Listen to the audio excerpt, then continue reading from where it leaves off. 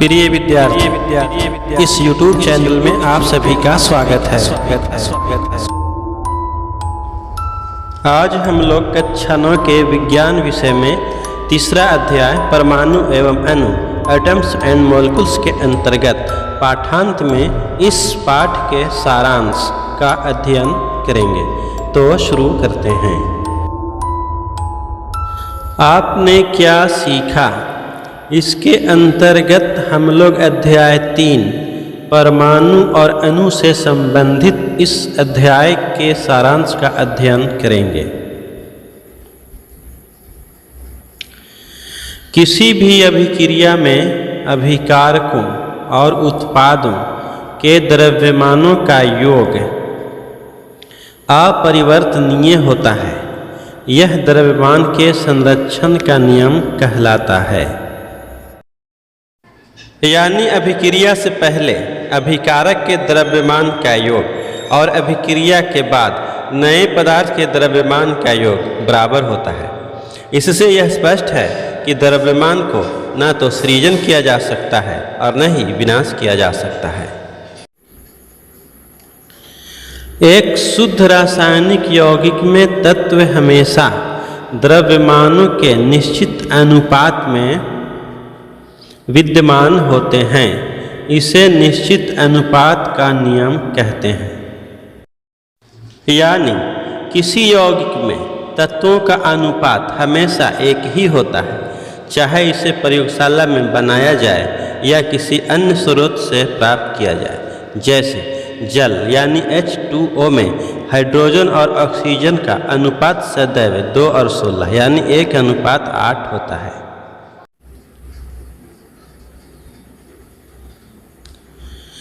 तत्व का सूक्ष्मतम कण परमाणु होता है, जो स्वतंत्र रूप से प्रायः नहीं रह सकता है तथा उसके सभी रासायनिक गुणधर्मों को प्रदर्शित करता है।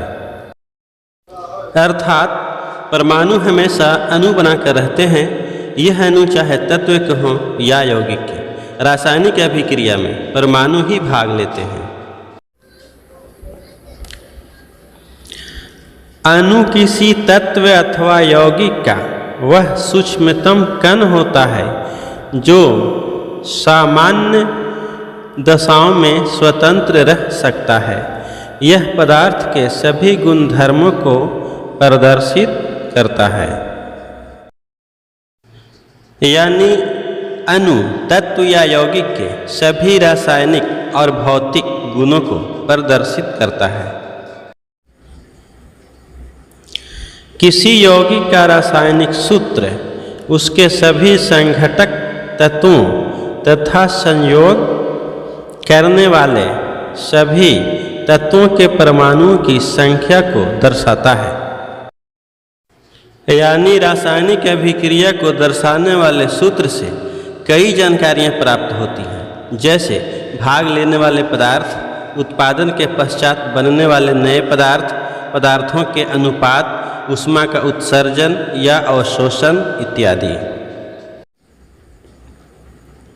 परमाणु का वह पुंज जो आयन की तरह व्यवहार करता है उसे बहुपरमाणुक आयन कहते हैं। उनके ऊपर एक निश्चित आवेश होता है। यानी एक से अधिक परमाणुओं का ढेर परमाणु का पुंज कहलाता है। इसे बहुपरमाणुक कहते हैं। बहुपरमाणुक एक से अधिक धनायन या ऋणायन बनाते हैं।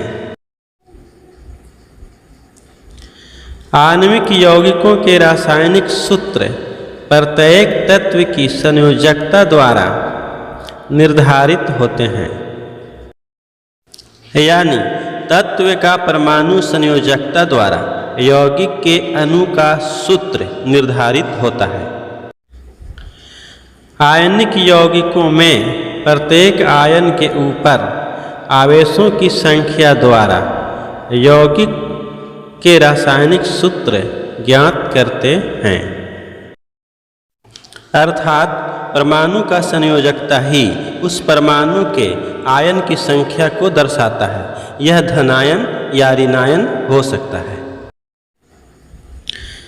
वैज्ञानिक भिन्न भिन्न तत्वों के परमाणुओं के द्रव्यमानों की तुलना करने के लिए सापेक्ष परमाणु द्रव्यमान स्केल का उपयोग करते हैं। कार्बन 12 समस्थानिक आइसोटोप के परमाणु का सापेक्ष द्रव्यमान 12 निर्दिष्ट किया जाता है। अन्य सभी तत्वों के परमाणुओं का सापेक्ष द्रव्यमान कार्बन 12 परमाणु के द्रव्यमान के साथ तुलना करके प्राप्त करते हैं। यानी कार्बन 12 आइसोटोप या समस्थानिक के 12वें भाग को परमाणु द्रव्यमान इकाई मानकर तत्व के परमाणु का सापेक्ष परमाणु द्रव्यमान ज्ञात किया जाता है। जैसे ऑक्सीजन का परमाणु द्रव्यमान 16 U, नाइट्रोजन का परमाणु द्रव्यमान है 14 U, सोडियम का परमाणु द्रव्यमान है 23 U। 6.022 गुने 10⁻23 एवोगाद्रो स्थिरांक है, जो कि 12 ग्राम में विद्यमान कार्बन 12 के परमाणुओं की संख्या है। 6.022 गुने 10⁻23 को एवोगाद्रो संख्या या एवोगाद्रो स्थिरांक कहते हैं। इसे Na या NO से निरूपित किया जाता है। मोल एक निकाय के पदार्थ की वह मात्रा है जिसमें 6.0221407 गुने 10⁻23 विनिर्दिष्ट तात्विक कण होते हैं।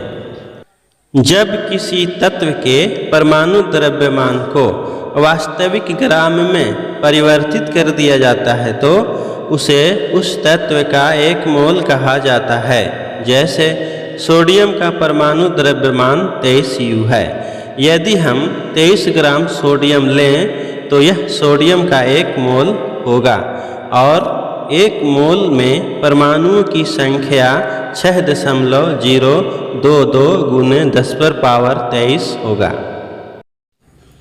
पदार्थ के एक मोल अणुओं का द्रव्यमान उसका मोलर द्रव्यमान कहलाता है। यानी कोई पदार्थ जल है तो जल अर्थात H2O का परमाणु द्रव्यमान 2 जोड़ 16 बराबर 18 U होता है, तो जल का मोलर द्रव्यमान 18 ग्राम हुआ। प्रिय विद्यार्थी, वीडियो ज्ञानवर्धक लगा तो इसे लाइक करें और शेयर करें, क्योंकि यही हमारी मेहनत का फल होता है। अभी तक आप इस चैनल को सब्सक्राइब नहीं किए हैं तो जल्द से जल्द सदस्यता प्राप्त कर लें, जिससे नियमित वीडियोस आसानी से प्राप्त हो सके।